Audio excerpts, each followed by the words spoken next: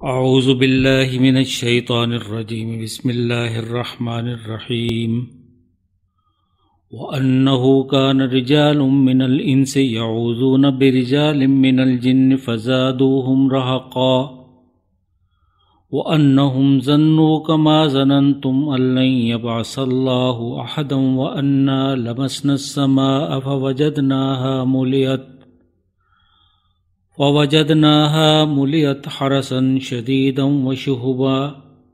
وأنا كنا نقعد منها مقاعد للسمع فمن يستمع الآن يجد له شهابا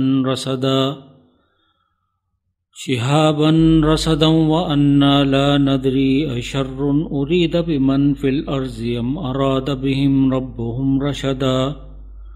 وَأَنَّا مِنَّا الصَّالِحُونَ وَمِنَّا دُونَ ذَلِكَ كُنَّا طَرَائِقَ قِدَدًا صدق اللہ العظیم۔ اور یہ کہ انسانوں میں سے کچھ لوگ جنوں کے کچھ لوگوں کی پناہ مانگا کرتے تھے، چنانچہ انہوں نے جنوں کے غرور کو اور زیادہ بڑھا دیا تھا، اور یہ کہ انسان بھی ایسا ہی خیال کرتے تھے جیسے تم کرتے ہو کہ اللہ کبھی کسی کو رسول بنا کر نہ بھیجے گا، اور یہ کہ ہم نے آسمان کو ٹٹولا تو اسے سخت پہرہ داروں اور شہابوں سے بھرا ہوا پایا، اور یہ کہ پہلے ہم سنگن لینے کے لیے آسمان میں بیٹھنے کی جگہ پا لیتے تھے، مگر اب جو سننے کے لیے کان لگائے تو وہ اپنے لیے ایک شہاب کو تاک لگائے ہوئے پاتا ہے، اور یہ کہ ہم یہ نہیں جان سکے کہ اہل زمین کے ساتھ کسی برے معاملے کا ارادہ کیا گیا ہے یا ان کا پروردگار انہیں راہ راست پر لانا چاہتا ہے، اور یہ کہ ہم میں سے کچھ نیک لوگ ہیں اور کچھ اس سے کم درجہ کے ہیں، ہم مختلف طریقوں میں بٹے ہوئے ہیں۔ جنہوں نے ایمان لانے کے فوراً بعد خود احتسابی کے نتیجے میں اپنے کچھ غلط افکار و اعمال کا برملا اعتراف کیا، جن کی بنیاد سراسر جہالت اور گمراہ کرنے والوں کی اندھی تقلید تھی۔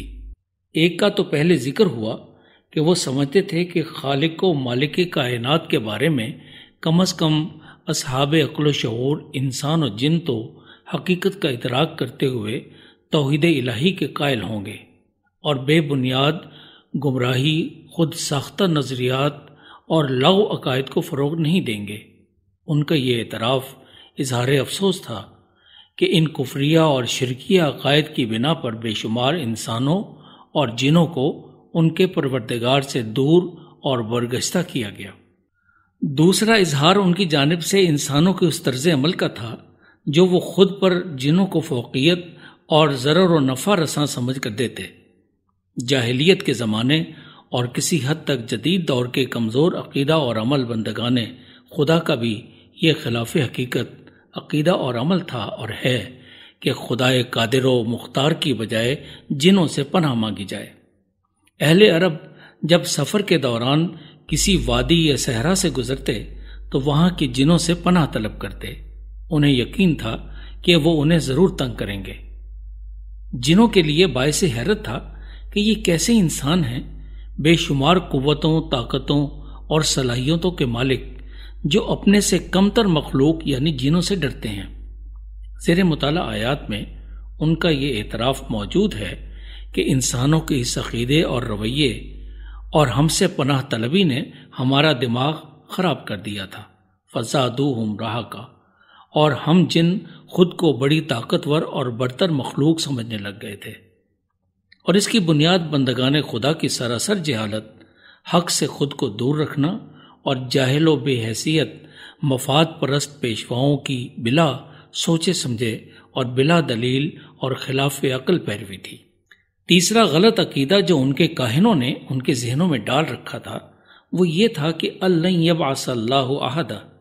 کہ اب اللہ کسی کو پیغمبر بنا کر مبعوث نہیں کرے گا،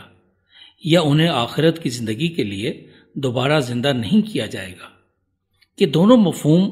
ان کے فکری پیشواؤں اور کاہنوں کے ذاتی مفادات کی بنیاد پر تخلیق کیے گئے تھے۔ کاہن جنوں کے ذریعے آسمان کی سنگن لیتے، اس میں اپنے افکار شامل کرتے اور جنوں اور انسانوں کے سامنے اپنی قوت و برتری کی دلیل کے طور پر پیش کرتے۔ جہالت کے اسی فروغ اور ترویج میں ان کی مذہبی اجارہ داری برقرار اور دکانداری چل سکتی تھی۔ دوسرا یہ کہ وہ اپنے جاہل پیروکاروں کو یہ باور کرانے میں لگے رہے کہ پیغمبر تو آنا نہیں، اب ہم ہی تمہارے رہنما اور پیشوا ہیں، اور جو ہم کہیں وہی حق اور مراد خدا ہے۔ رسول اللہ صلی اللہ علیہ وسلم کی تشریف آوری، جنوں کے آسمانوں تک رسائی کے راستے مسدود کیے جانے اور خود اپنے کانوں سے کلام حق کی پاکیزہ آیات سن لینے کے بعد یہ عقیدہ بھی زمین بوس ہو گیا، اور انہیں علم ہو گیا کہ کاہنوں کا ہر دعویٰ جھوٹ تھا۔ پیغمبر آخر الزماں مبعوث کیے جا چکے ہیں، جو ہمارے پیشوا عیسیٰ علیہ السلام کی غیر محرف پاکیزہ الہامی تعلیمات کا پرتو اور تصدیق کرنے والی آیات بینات کے داعی اور مبلغ و اشارے ہیں۔ کاہنوں نے انہیں کھلی چھوٹ دے رکھی تھی گمراہی کے راستوں پر چلنے کی، اس عقیدے کو ترویج دے کر کہ جزا اور سزائے اعمال کے لیے انہیں دوبارہ زندہ نہیں کیا جائے گا،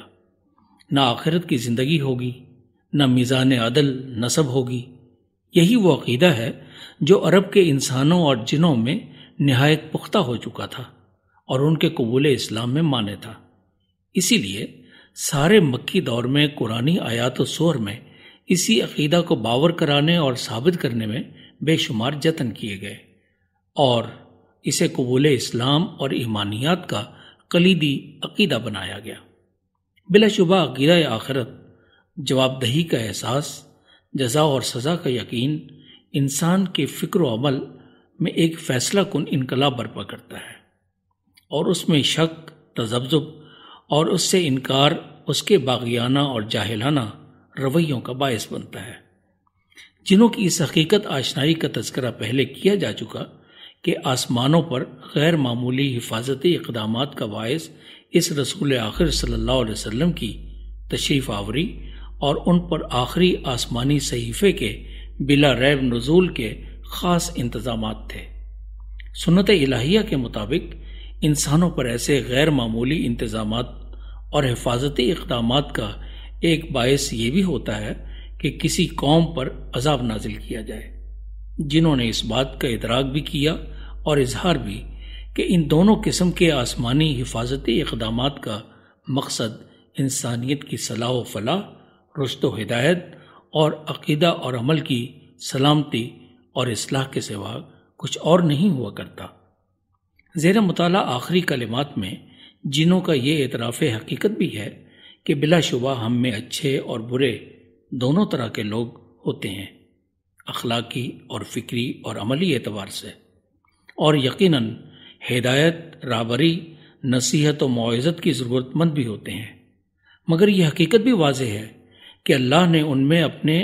انبیاء و رسل مبعوث نہیں کیے، بلکہ انسانوں کے پاس بھیجے جانے والے انبیاء و رسل کو ان کی اصلاح کا ذمہ دار اور مکلف ٹھہرایا۔ رسول عالم صلی اللہ علیہ وسلم تو بالیقین دونوں گروہوں ثقلین کے مرشد و ہادی تھے۔ آپ صلی اللہ علیہ وسلم اکثر ان کی بستیوں میں دعوت و تبلیغ کے لیے تشریف لے جاتے، اور روایات کے مطابق ان کے وفود بھی بارگاہ رسالت میں بغرض دعوت و نصیحت اور رشد و ہدایت آتے رہتے۔ قابل غور نکتہ یہ ہے کہ جنوں تک تبلیغ و دعوت کے طویل سلسلوں اور مساعی کثیرہ کی ضرورت اس لیے نہیں پڑی کہ انہوں نے اشرف المخلوق انسانوں کے مقابلے میں دعوت حق کے ساتھ کسی قسم کا معاندانہ، متعصبانہ اور منکرانہ رویہ روا نہیں رکھا۔ دعوت حق سنی، غور کیا، تسلیم کیا، ایمان لائے اور دل و جان سے اسے اپنی زندگیوں کا محور اور مرکز بنایا۔ اللہ رب العزت ہم انسانوں کو بھی ایسے ہی ایمان اور عمل اور قبول حق کی توفیق دے، آمین۔ This program is the sole property of Central Productions, Pakistan Broadcasting Corporation, Islamabad. Piracy in this regard is illegal.